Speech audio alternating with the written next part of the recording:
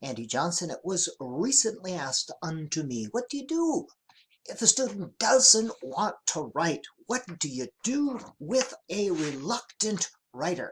Well, let me see if I have some answers. First of all, when you get these what do you do when sort of questions, no, there is never a single answer. This isn't a multiple choice exam. We never want to fall prey to the arrogance of certainty that comes from the world of gold standard research. This is research that is scientifically based research as defined by the U.S. Department of Education. Now, there is no the research. Some students, third grade above, they just refuse to write. You can see the physical reaction when they're asked to write. But always ask yourself, why?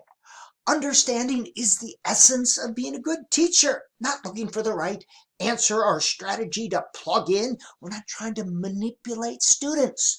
Part of this why is to understand students' natural inclination, humans' natural inclination, is to express an idea, to share an idea, to communicate their thoughts. What happens that stymies this natural inclination? Well, I can tell you what happens. Students are often overwhelmed, frustrated. The task seems so overwhelmed they don't want to attempt it. It's very frustrating. They are embarrassed over their poor spelling and handwriting. They do not want to call attention to this. These are some of the reasons why students refuse to write. So what is the answer? As I stated before, there is no such thing as the answer.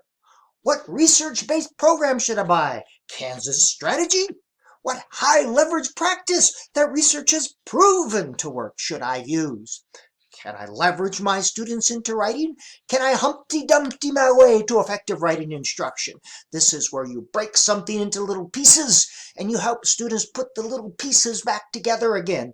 In this sense, it would be reading sub-skills. Can I do these things? No. So here are some ideas. First of all, there is no such thing as a one-size-fits-all program, strategy, or answers. You have to first be a human being. You have to understand that human being in front of you. This is not a mouse to be manipulated.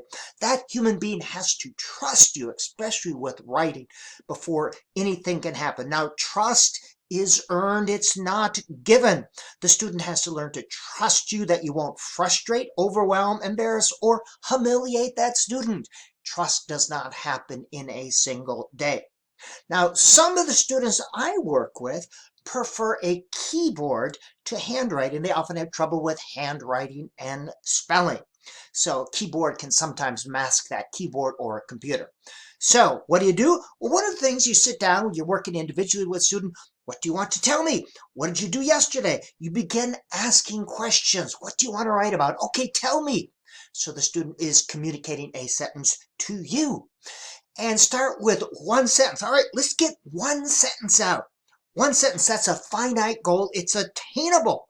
You can eventually say, okay, today we're going to write 2 sentences. Let's see if we can get 2 sentences. The student is not overwhelmed, knows he or she has a finite thing that he or she can do. Now, know that short-term memory is limited, so you want to have some scaffolding. Now, often this comes in the form of repeating the sentence over and over, so the student is thinking of the individual word and you're reminding that student of the sentence. I went to my friend's house yesterday. I went to, and you are sounding out words as the student is writing. You're providing this scaffold. Remember, you do not want to frustrate students. What about spelling? This is, I can't say there's universal. Some students, they say, well, use invented spelling, use temporary spelling, use some letters to hold the ideas. Other students do not want to be caught spelling incorrectly. So sometimes working individually, I do tell the students, I help the students with the spelling. I usually give them letters so as not to disrupt the flow of ideas as they are writing. Now, as they're doing individually words, say they're sounding out the word checking, that's a CH, good. And then as they need the word, I help them sound it out and give them the letters. All right, so I'm providing a scaffold. That's the principle. Understand this principle, adopt and adapt. You are providing a scaffold so as not to frustrate the student or interrupt the flow of ideas. Now, on a keyboard, you can help students as they are writing by pointing to the individual letters or about where they are on the keyboard.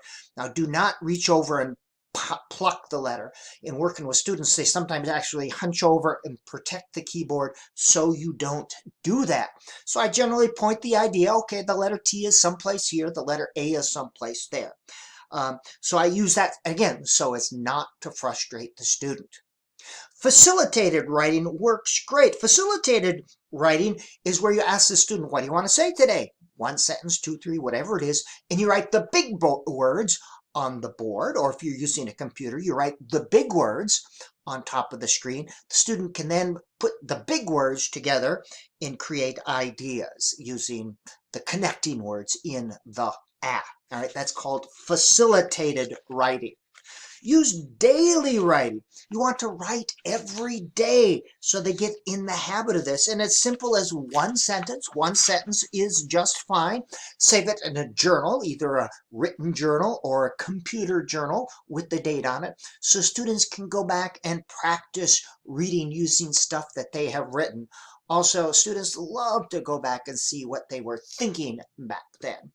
Two other tips, speech to software. We have this wonderful technology where you can speak into the computer and it appears on the screen. Yes, this is one strategy, and there's no single answer, but this can be used as a scaffold to give the students some confidence before they are ready to write without this. Text-to-speech software is incredible, and I found it's on my Microsoft Word. And I use this a lot when I'm writing. I play it back so I can hear the sound of what I'm have just written. With students, this makes their writing come alive as they're able to actually see their ideas be read in front of them. These are just some ideas. Chapter 16 of my book, I describe some of these. My next project is going to describe these more in depth.